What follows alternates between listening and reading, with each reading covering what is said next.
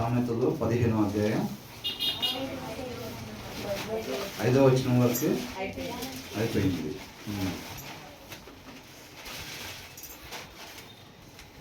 6వ వచనం, నీతిమంతుని ఇల్లు గొప్ప ధననిధి, భక్తిహీనునికి తలుపు వచ్చుబడి శ్రమకు కారణం అంట. The house of the righteous contains great treasure అని అంటున్నారు. అంటే నీతిమంతుని గృహం అంటే ఎట్లా ఉంటుందంట? గొప్ప ధననిధి. అంటే ఏం ధననిధి? ఆత్మీయ ధననిధి. ఆత్మీయ ధననిధి ఎట్లా వచ్చింది? అంటే వీళ్ళ దగ్గర కూడా ఏముంటుందంట? Great treasure. అంటే వీళ్ళ దగ్గర కూడా కట్టలు డబ్బులు ఉంటాయా ఉండవా? ఉంటాయంట. అవి ఏం కట్టలంట? బయట ఉన్న వాళ్ళు కూడా ఇట్టే చూడాలండి కొంచెం సేపు. వాళ్ళ దగ్గర కూడా కట్టలు డబ్బులు ఉంటాయంట. ఏం కట్టలు ఉంటాయి? మంచి పనులు. ఇప్పుడు మనం నలుగురికి టిఫిన్ చెప్పి పెట్టిస్తే ఆ టిఫిన్ పెట్టించిన ఆ కట్ట అన్నమాట. అది దాని ద్వారా వచ్చింది, అవునా? ఇంకొకటి రీఛార్జింగ్ చేసిన కట్ట, ఇంకొకటి భోజనాలు పెట్టించింది, ఇంకొకటి మన సమయం ఇతరుల కొరకు ఖర్చు పెట్టడం వల్ల వచ్చిన డబ్బులు కట్ట అన్నమాట, అవునా కదా? వాళ్ళ దగ్గర కూడా సంచులు అంట కట్టలు డబ్బులు ఉంటాయంట. అవి ఏమేమి కట్టలంట? ఎదుటి వారికి ఏదైతే మనం సహాయం చేస్తున్నాం చూసారండి, వాక్యానుసారంగా ఉండటం వల్ల మనకు వచ్చిన ఒక్కొక్క కట్ట వాళ్ళ దగ్గర అంట గొప్ప ధననిధి ఉండిద్దంట. రేపు ఆ అకౌంట్ను బట్టే రేపు అక్కడ నిత్య జీవంలోకి ఎంట్రన్స్ ఉండిద్ది అనమాట, అవునా? ఇక్కడ వీళ్ళ దగ్గర కూడా ఉండిద్దంట. వీళ్ళ దగ్గర కూడా కట్టలు డబ్బులు ఉంటాయి అంట. But the income of the wicked అన్నాడు. ఇన్కమ్ ఆఫ్ ద విక్డ్, అవివేకి దగ్గర కూడా ఇన్కమ్ అని అన్నారంటే ఉందా లేదా? వాళ్ళ దగ్గర కూడా ఉంది. వాళ్ళ దగ్గర కూడా కట్టలు డబ్బులు ఉన్నాయి అంట. వీళ్ళ దగ్గర ఏం కట్టలు ఉన్నాయి? 100 రూపాయల నోటు కట్టలు, 500 రూపాయల నోటు కట్టలు, 2000 రూపాయల నోటు కట్టలు, ఇలాంటి కట్టలు ఉన్నాయి వీళ్ళ దగ్గర. వాళ్ళ దగ్గర ఎదుటి వారికి సహాయం చేయటం వల్ల వచ్చిన కట్టలు అన్నమాట, అవునా? ఎన్నిసార్లు అవతలకి ఆరోగ్యం బాగోకపోతే మన సమయాన్ని కేటాయించి మనం వెళ్ళి హాస్పిటల్ దగ్గర చూపించడం ద్వారా మనకు వచ్చిన డబ్బులు కట్టలు అన్నమాట. ఎదుటి వాళ్ళకి ఆహారం పెట్టడం వల్ల, పరిచర్య చేయటం వల్ల, అవునా కదా? మంచి మాటలు చెప్పటం వల్ల, మనల్ని మనం ఉపేక్షించుకొని మనలో క్రీస్తుని కలుగుండి అవతలకి ఓదార్చే మాటలు, అంటే అది జీవవృక్షం లాంటిదని దాని ముందు వచ్చిన వాళ్ళు చూసాం మనం, అవునా కదా? నీతిమంతుని నోట్లో నుంచి వచ్చే మాట అంట జీవవృక్షం లాంటిదంట. ఆ మాటలు వాళ్ళు, నీతి మాటలు వాళ్ళు పలకటం వల్ల వాళ్ళకి నిత్య జీవం వచ్చింది. అట్ ద సేమ్ టైం అవతల కూడా అవి ఓదార్పునిస్తాయి, నిత్య జీవ మార్గాన్ని ఇస్తాయి, జీవం కలిగి ఉండే దాని మీద ఆశని చిగురింపు చేస్తాయి అన్నమాట ఆ మాటలు, అవునా కదా? కాబట్టి అవి జీవవృక్షం లాంటిది అని అంటున్నారు. అలాగే మనం మాట్లాడటం ద్వారా మనకు వచ్చిన డబ్బులు కట్టనమాట. వీళ్ళ దగ్గర ఈ డబ్బులు, ఇది శాశ్వతంగా ఉండేది, అవునా కదా? మనం పోగొట్టుకున్న జీవాన్ని తీసుకొచ్చి ఇచ్చేది అనమాట. అది ఎవరి దగ్గర ఉంటుందంట? అది నీతిమంతులు. అంటే ఎవరు? వాక్యాన్ని చదివి అనుసరించే వాళ్ళు. వాళ్ళ దగ్గర ఉండే డబ్బులు ఈ డబ్బులు అన్నమాట, అవునా కదా? వీళ్ళ దగ్గర ఏం డబ్బులు ఉంటాయి? ఆ డబ్బులు వాళ్ళ దగ్గర ఏదైతే కట్టలు ఉంటాయి కదా, వాళ్ళ చుట్టూ అనేక మంది అవసరతల్లో ఉన్నా సరే వీళ్ళు మాత్రం స్టాకు పెడతా ఉంటారు. 1,00,000, 2 లక్షలు, 5 లక్షలు, 50 లక్షలు అయినాయి, 1 కోటి, 5 కోట్లు, 10 కోట్లు. ఇక దానికి లిమిట్ ఎప్పుడు? తృప్తి ఎప్పుడు? ఏం లేదు. ప్రపంచ కోటీశ్వరుడు అయిన ఎలాన్ మస్క్ అడిగినా సరే ఎట్టి పరిస్థితులు ఈ సంవత్సరం ఇంత చేయాలని అంటాడు. ఇంకా, అవునా? ఇప్పుడు అడిగితే కాదు, ఇంకో గంటలో ప్రాణం పోయిద్ది అన్నప్పుడు అడిగినా కానీ ఇంకా కుదిరితే ఇంకా ఎంత చేయాలి పిల్లలకి, అవునా కదా? వీళ్ళు దాచుకునే ఆస్తి ఏం తీసుకొచ్చిందంట? But the income of the wicked brings ruin అని అంటున్నాడు. అంటే నాశనాన్ని తీసుకొచ్చిందంట అది. వాళ్ళ దగ్గర ఉండే డబ్బు ఇప్పుడు. But the income of the wicked అంటే అవివేకి. అవివేకి అంటే హృదయంలో వాక్యం లేనివాడు. హృదయంలో వాక్యం లేనివాడి దగ్గరికి డబ్బు వస్తే ఏం చేస్తాడు? మంచి పనులు చేస్తాడా? కల్తీ వ్యాపారం చేయడానికి ఇంకెట్లా చేయొచ్చు? ఇక 4 బ్రాంచ్లు ఎట్ట పెట్టవచ్చు, 4 బెనామీల్ని తయారు చేసి 4 వ్యాపారాలు ఎట్ట పెట్టవచ్చు. హృదయంలో వాక్యం లేని వాడి దగ్గరికి డబ్బు వస్తే ఏమైందండి? అవునా? 4గురికి మేలు చేద్దాం, అక్కడెక్కడ చదివేంద్రాలు పెడదాం, ఫుట్పాత్ మీద వాళ్ళకి రగ్గులు పెడదాము, 10 మంది పేదవాళ్ళని పిలిచి భోజనాలు పెడదాం, ఇట్లాంటి ఆలోచనలు వస్తాయా? హృదయంలో వాక్యం లేనివాడు ఏమొస్తాయి? కల్తీ వ్యాపారం. ఒక్క దగ్గర ఒక్క షాప్ ఉండి మనకు కల్తీ చేస్తేనే ఇంత లాభం వస్తుందంటే ఇయే 4 బ్రాంచీలు పెట్టామనుకో ఇంకెలా ఉంటది? 10 బ్రాంచీలు పెట్టాలి, ఇంకా 100 బ్రాంచీలు. లలితా చూడండి వాహనం అడిగినా సరే ఇంకా పెట్టాలి. ఇంకా చాలా సిటీలు మిగిలిపోయి ఉన్నాయి. బహుశా నా తరంలో అన్ని కాకపోవచ్చు, మా పిల్లోడు ఆ బాధ్యత తీసుకోవాలంటాడు. అవునా? పిల్లోడు ఎవరో ఒకరు ఉంటారు కదా, మిగతా వాళ్ళు నేను ఏదన్నా కొన్ని వదిలిపెట్టి వెళ్తే కొన్ని సిటీలు వాళ్ళు దాన్ని ఫుల్ఫిల్ చేయాలని వాళ్ళు అనుకుంటా ఉంటారు. అట్లా ఉంటుంది. కుదిరితే నేను టిఫిన్ చేయాలి విత్ అవకాడో. ఏంటంట? With avocado. ఎందుకంటే నేను ఆరోగ్యం బాగుండాలి. కుదిరితే మా పిల్లలు కూడా విత్ అవకాడోనే. ఇంకా కుదిరితే వాళ్ళ పిల్లలు, అవునా కదా, వాళ్ళు ఇచ్చే ఆస్తి అది. అదే మనమేమి మాట్లాడిన ఆస్తి నన్నుగా మీరు తెలుసుకొని, నన్నుగా మీరు తెలుసుకోవటం ఒక ఆస్తి మీకు. అది ఆ ఆస్తిని ఎవరికి ఇవ్వాలంట? మీ పిల్లలకి ఆస్తి శాశ్వతమైంది. అవునా? ఇంకా తర్వాత ఏమంటున్నాడు? మీ పిల్లలకి వాళ్ళ పిల్లలకి నువ్వు ఇవ్వాల్సిన ఆస్తి అంటున్నారు. వీళ్ళు ఇచ్చే ఆస్తి ఏంటంట? విత్తావకాడు ఆస్తి ఇచ్చేది. అవునా కదా? అదేం తీసుకొచ్చిందంట? నాశనాన్ని తీసుకొచ్చి. మన చుట్టూ అనేక మంది అవసరతల్లో ఉన్న మన దగ్గర అంత డబ్బు ఎట్లా పోగైద్దండి? అవసరతల్లో ఉన్న వాళ్ళ వైపు మన కన్ను దృష్టి పోకపోతే. అవునా కదా? మనం వెతకాలి. వెతికి ఎవరెవరైతే అవసరతల్లో ఉన్నారో మన దగ్గర ఉన్న సమృద్ధిని బట్టి వాళ్ళకి సహాయం చేసేవారుగా ఉండాలి. మనం ఏదో 2వ ఫ్లోర్లో 3వ ఫ్లోర్లో ఇల్లు తీసుకొని మన దగ్గరికి ఎవరు వచ్చి సహాయం అడగలేదుగా కాబట్టి మనం దాచుకుందాం అని అంటే అది కరెక్టేనా? కాదు. కాబట్టి వచ్చేది చాలా మంది అంటారు డబ్బు సంపాదించడం తప్పు కాదు, డబ్బు మీద వ్యామోహం ఉండటం తప్పు అంట. ఏంటంటే డబ్బు మీద వ్యామోహం ఉండటం సార్కి అసలు వ్యామోహం లేకపోయినానే కట్ల వస్తుంది. మరి ఎట్లా వస్తున్నాయి? వ్యామోహం మాత్రం అసలు లేదు. అకౌంట్లో చూస్తే దండిగా ఉంటాయి. ఎట్లా? అది వేరు ఇది వేరు అని అనుకుంటారు. అవునా? వ్యామోహం కాకుండా అసలు గ్యాదర్ చేస్తారా? లేదు. మనకు అవసరానికి మించి ఎప్పుడైతే మన దగ్గరికి వచ్చిందో దాన్ని మనం ఎవరైతే అవసరతల్లో ఉన్నారో వాళ్ళని వెతికి మనం చేసేవారుగా ఉంటారు. ఇప్పుడు దావీదు దాచుకోవటానికి ప్లేస్ లేదా? అందుకనే దానం చేశాడా? ప్లేస్ ఉండి కూడా ఏం చేశాడు? ఎవరెవరైతే అవసరతల్లో ఉన్నారో వాళ్ళని వెతుక్కొని మరి.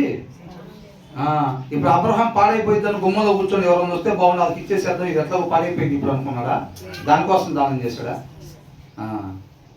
ఎవరన్నా వస్తే మీరు గమనించినట్టయితే ఎవరన్నా వస్తేనంట అప్పటికప్పుడు ఒక చక్కటి గొర్రెనో లేకపోతే దేన్నో అప్పుడు బలిచ్చి వాళ్ళకి వేడివేడిగా వండి పెట్టేవాడు అంట. ఆల్రెడీ వండి మేము 2-3 పూటలు తిన్నాము, ఇక అది వేస్ట్ అయితే దాని పోయి వాళ్ళకి ఇస్తే బాగుండే వాళ్ళు గుమ్మాల్లో కూర్చోవాలా. వాళ్ళు ఎప్పుడు వచ్చినా సరే అప్పుడు ఫ్రెష్గా కట్ చేసి ఇచ్చేవాళ్ళు. అంటే వాళ్ళ ఆలోచన ఏంటి? వాళ్ళ ఆశ ఏంటి?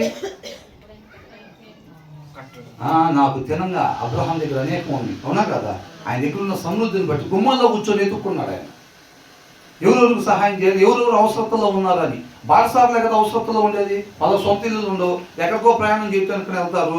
మధ్యలో ఈ ఊరు దగ్గరికి వచ్చారు, హాల్టింగ్ నైట్ అక్కడ స్టే చేసి పొద్దున్న మళ్ళీ ప్రయాణం కొనసాగించాలి. అంటే వాళ్ళు అవసరతలో ఉన్నారా లేదా?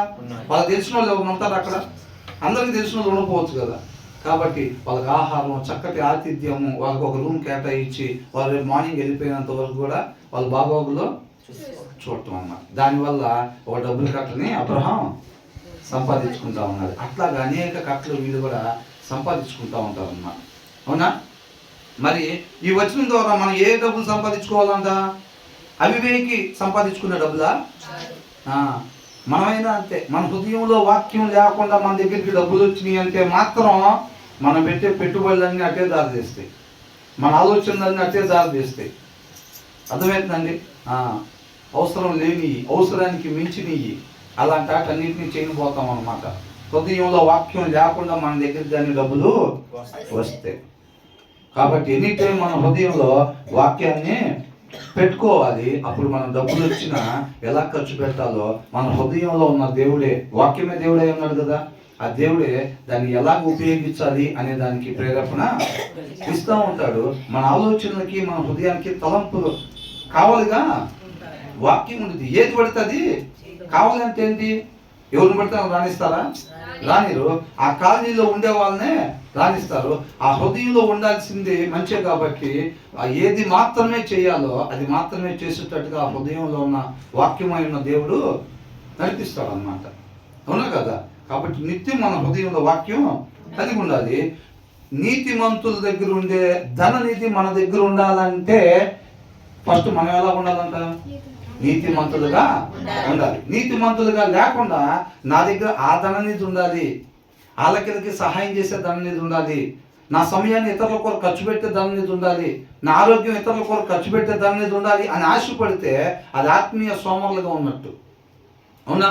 నీతిమంతులుగా ఉండాలంటే ఒక గంట సేపు కూర్చొని వాక్యం చదవాలి, మన టైం ఇన్వెస్ట్ చేయాలి అక్కడ. అవునా కదా? చదివి దాని ద్వారా జ్ఞాన వివేకాన్ని మనం పొందుకున్నప్పుడు ఆ వాక్యం చదివేటప్పుడు ఏమిటంటే మనిషి ఏ రీతిగా మాత్రమే ఉండాలో దాంట్లో తెలియపరచబడతా ఉండిద్ది. ఆ రీతిగా ఉండాలనే ఆశ కలిగిద్ది. అది మన వల్ల కాదు అనేది తెలుసుకొని ఆయన్ని ఆశ్రయిస్తాం అన్నమాట. అవునా? ఆయన చిత్తానుసారంగా ఎవరైతే ఆశపడతారో వాళ్ళని తృప్తిపరిచే దేవుడు కాబట్టి తప్పనిసరిగా వాక్యాన్ని అనుసరించేటట్టుగా ఆయన చేస్తాడు. దప్పిగా ఉన్న వాళ్ళలా ఉండాలంట ఆయన చిత్తాన్ని నెరవేర్చే దానికోసం ఎనీ టైం. అలా ఉంటే బైబిల్ అల్మర్లో ఎక్కువసేపు ఉంటుందా? ఉండదు. దప్పిగా ఉన్న వాళ్ళలాగా చదవాలి, ఆయనతో సమయం గడపాలి, ఆయనతో ఇంకా అంటు కట్టబడి ఉండాలి బలంగా. అవునా? నేను ఇంకా మారాల్సింది ఉంది, ఇంకా మారాల్సింది ఉందన్నమాట. కాబట్టి అట్ట సమయం గడుపుతూ ఉండే కొద్దీ మనం ఎలా ఉంటాం? నీతిమంతులుగా ఉంటాము. ఆటోమేటిక్గా మన దగ్గర నీతిమంతుల దగ్గర ఉండాల్సిన ధననిధి మన దగ్గర ఉండిద్ది. అంతే. నీ హృదయంలో ఎప్పుడైతే సమృద్ధిగా వాక్యం ఉండిద్దో నువ్వు వ్యర్థమైన పనులు చేయి, వ్యర్థమైన మాటలు మాట్లాడు, వ్యర్థమైన చూపు చూడడం. అంతే. ఎందుకంటే వాక్యం నీ హృదయానికి తలంపులకి కావలిగా ఉండిద్ది. వ్యర్థమైన చూపు నీలోంచి బయటికి రాదు. అసలు వ్యర్థమైన మాటలు మనలో నుంచి బయటికి రావు, వ్యర్థమైన ప్రవర్తన మనలోంచి బయటికి రాదనమాట. కాబట్టి మనం ఫస్ట్ నీతిమంతులుగా ఉంటేనే ఆ ధనాన్ని మనం సంపాదించుకోగలుగుతాము. నీతిమంతులుగా లేకుండా ఆ ధనాన్ని సంపాదించుకోవాలని ఆశపడినట్టయితే కనుక అది ఎలాంటి ఆశ? ఆత్మీయ సోమరులు పడే ఆశ అనమాట. సోమరు ఏం చేస్తాడు? అంతే కదా ఆశపడేది. గ్లాస్ అక్కడ ఉంటుంది, వాటర్ లేచేది తెచ్చుకోడు, కానీ ఆ వాటర్ తాగితే ఇప్పుడు బల్లే ఉంటుందండి. అసలు వాటర్ తాగుతుంటే ఎంత హాయిగా ఉంటుంది. అసలు గొంతు ఎండిపోయినా కానీ లేచి ఆ గ్లాసులో నీళ్ళు తెచ్చుకోడు. చూపు తేడా పడుతుంది, ఆలోచన తేడా పడుతుంది, ప్రవర్తన తేడా పడుతుంది అని తెలిసినా బైబిల్ తీరు. ఏంటంట? ఆలోచన తేడా పడుతున్నట్టు ఉంది కొంచెం అని అనిపించినా బైబిల్ దీన్ని సోమర్లో వాళ్ళకి ఆశపడతారు, కానీ వాళ్ళకేమీ దొరకదు. అవునా కదండి? మన దగ్గర తేడా పడుతుంది, వ్యవహారం తేడాగా ఉంది, ఆలోచన తేడాగా ఉంది, ఎదుటోళ్ళు బాగుంటే కొంచెం లోపల ఇబ్బంది కలుగుతుంది మనకి అని అంటే దాహం వేస్తుంది అని అర్థం. ఏ దాహం? ఆత్మీయ దాహం. మనం ఎమ్మటే తీసుకొని ఆ వాక్యం అనే నీళ్ళు తాగాలి. కానీ తేడా పడుతుందని తెలుసులే, కానీ ఇప్పుడే చదువుతాం వాక్యం. చూపు తేడా పడుతుంది, మాట తేడా పడుతుంది, ప్రవర్తన తేడా పడుతుంది అని అర్థమవుతుంది, కానీ ఇప్పుడు బైబిల్ తీసి చదవలేదండి అనుకుంటే ఇప్పుడు వాటర్ తాగితే భలే ఉంటుంది అనిపిస్తుంది, కానీ అక్కడ దాకా పోయి మనం తెచ్చుకోలేమండి. వాటర్ బింది దాకా వెళ్ళి ఇప్పుడు మనం నీళ్ళు తెచ్చుకోలేమండి అని అనుకుంటే అసలు భలే ఉంటుంది అనేది ఎట్లా ఉంటుంది? అలాగే మిగిలిపోయింది అన్నమాట. అవునా? కాబట్టి మనం ఫస్ట్ ఆఫ్ ఆల్ కావాల్సింది ఆ ధననిధి నాకు కావాలి అని ఆశపడేది కాదు. నీతిమంతులుగా ఉంటేనే ఆ ధననిధి మనకి వచ్చిందంట. నీతిమంతులుగా లేకపోతే దాన్ని ఎన్నిసార్లు జపం చేసినా రాదు, ఆ ధననిధి రాదు. ఆటోమేటిక్గా ఏమైంది? But the income of the wicked, మన దగ్గరికి ధనం ఏదో ఒక రకంగా వచ్చింది. వచ్చినప్పుడు ఏం చేస్తాం మనం? అది మన నాశనానికి తీసుకెళ్లేటట్టుగా, ఇతరులను నాశనం చేసేటట్టుగా. అవివేకంట మాట్లాడకూడని మాట మాట్లాడతాడు, దానివల్ల నిత్య నరకాగ్నికి వెళ్తాడు. ఆ మాట ఇన్న ప్రోతరుడు కూడా నేర్చుకుంటాడు. నీతిమంతులు మాట్లాడే మాట వల్ల ఈయన నిత్య జీవానికి వెళ్తాడు, ఎదుటోళ్ళు కూడా నిత్య జీవానికి వెళ్ళేటట్టుగా జీవాన్ని చిగురింపు చేసిద్ది ఆ మాట. అది జీవవృక్షం. ఎవరు మాట్లాడితే? వివేకి మాట్లాడితే. అట్ ద సేమ్ టైం అవివేకి మాట్లాడితే మాట్లాడకూడని మాట ఈయన మాట్లాడటం వల్ల ఈయనకు నిత్య నరకాగ్ని తప్పదు. అట్ ద సేమ్ టైం దాన్ని విన్న వాళ్ళు కూడా ఏం చేసుకుంటారు? ఎవరో ఈ రోజులో ఉంటుంది ఆ బైబిల్ చదవట్లేదు అసలు అని ఎవరన్నా అనుకుంటున్నారు అనుకో, పక్కన కూర్చొని చర్చికి వెళ్ళినప్పుడు. అవునా? ఇదేమంటారు? అదే అంత సేటుకి ఎవరు చదువుతున్నారు ఈ రోజుల్లో, ఇది ఇవ్వటం కాకపోతే వీళ్ళు కూడా ఇంటికాడ వీడియోలు, యూట్యూబ్లో వీడియోలు అయ్యి ఈయనొస్తారు కానీ వీళ్ళు కూడా చదవరా, ఎక్కడెక్కడియో ఈయన వచ్చి మనం చెబుతూ ఉంటారు అని అన్నాడు అనుకో, ఆ మాట వల్ల ఈయనకి నాశనం తప్పదు. అట్ ద సేమ్ టైం విన్నవాళ్ళలో కూడా ఏమైంది, జీవం చిగురింపు చేసిద్దా, లేకపోతే అది ఏమైంది, ఆ జీవాన్ని మనం చూసాం కదా, నలిపి క్రష్ ద స్పిరిట్ అని అంటున్నాడు. అవునా, క్రషస్ ద స్పిరిట్ అని అంటే అవతల జీవాన్ని కూడా నలిపేసింది. దానివల్ల ఈయన ఆత్మను నలిపేసుకొని వాళ్ళ ఆత్మను కూడా నలిపేసే మాట అన్నమాట. అది అర్థమవుతుందా? నీతిమంతులు మాట్లాడేది జీవవృక్షం అయితే వీళ్ళు మాట్లాడేది నిత్య నాశనానికి తీసుకెళ్ళిద్ది అనమాట. కాబట్టి మనం ఏ ధనం సంపాదించుకుంటున్నాం అనేది జాగ్రత్తగా చెక్ చేసుకోవాలంటున్నాడు. ఏ ధనం సంపాదించుకోండి కాదు, మనం అనుకున్నాం కదా మొన్న, ఆ మాట అయితే మాత్రం హృదయంలో నుంచి పోనించుకోబాకండి. ఏ మాట? మన చుట్టూ అందరూ ఈ డబ్బుల్నే, ఈ ధననిధినే సంపాదించుకునే వాళ్ళు ఉండరు. అర్థమైందా? ఏమనుకున్నాం? యేసయ్య నీతిగా తండ్రి మాట ప్రకారం ఎక్కడ జీవించాడు? పరలోకంలోనా? పరలోకంలో మొత్తం అట్లాగే ఉంటుంది. వాళ్ళ మధ్యలో ఏం కూడా అట్లుంటే ఏం గొప్ప ఏమి కాదు. ఎక్కడ ఉండే వాళ్ళందరూ ఎవరు? ఇక్కడ లోకాధికారులు ఉంటారు.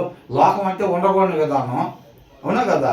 అక్కడ ఉండాల్సిన రీతిగా ఆయన ఉన్నాడు. ఇక్కడ ఏమైతుందంటే మనం కూడా నీతిమంతుల్లాగా ఉండి ఆ నిధే సంపాదించుకోవాలి అని అనుకుంటాం. కానీ మన చుట్టూ ఎవరిని పెడతాడు? అపవాది. మన చుట్టూ అవివేకులు ఉంటారు, అవివేకి సంపాదన సంపాదించుకుంటూ ఉంటారు. అర్థమైందా?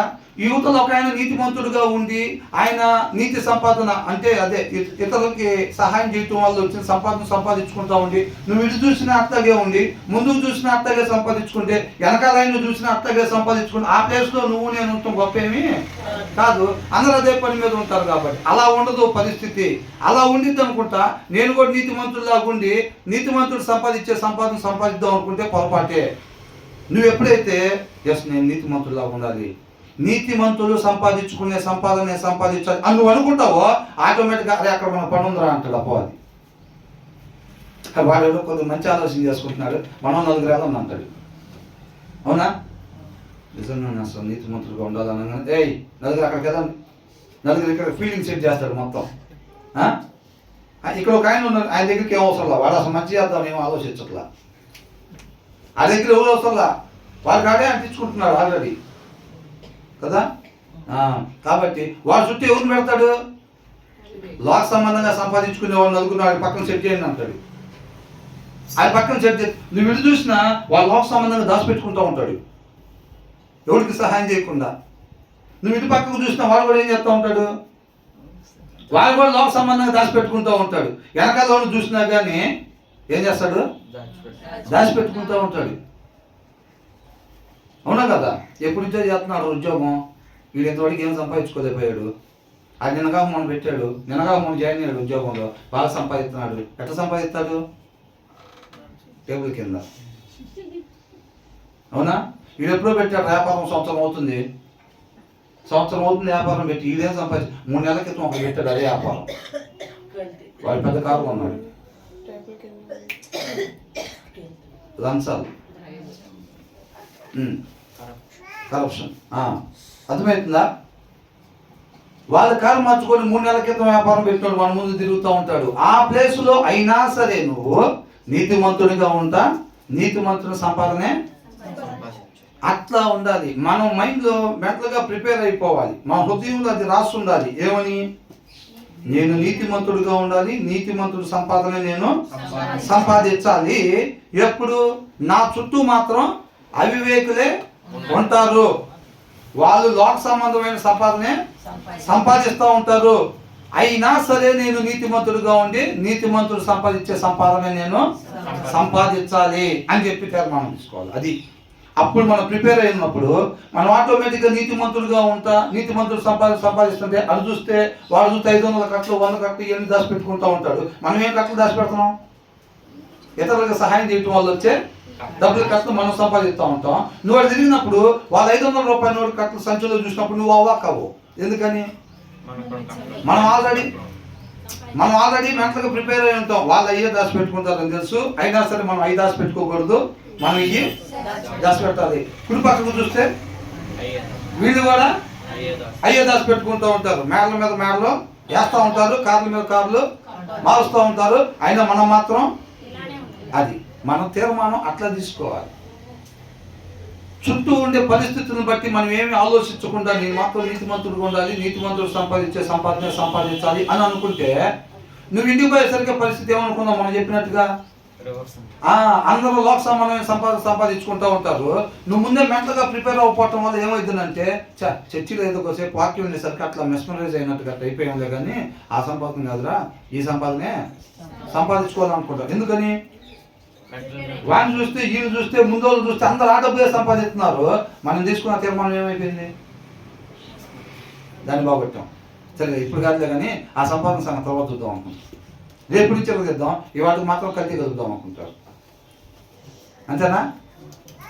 అట్లాగా మనం ఎప్పుడు దాకా ఉంటామో తెలుసా? చాలా మంది అనుకుంటారు 60 సంవత్సరాల తర్వాత పని అదేగా, పరిచర్యేగా, 60 సంవత్సరాల దాకా ఎరగీయద్దు. ఏంటంట? బైబిల్ చదవా, ఇతరుల కోసం సమయాన్ని ఖర్చు పెట్టవా అంటే ఇప్పుడేనా? ఇంకా 58 2 సంవత్సరాలు ఉందిగా. 60 తర్వాత అదే పని కాదు.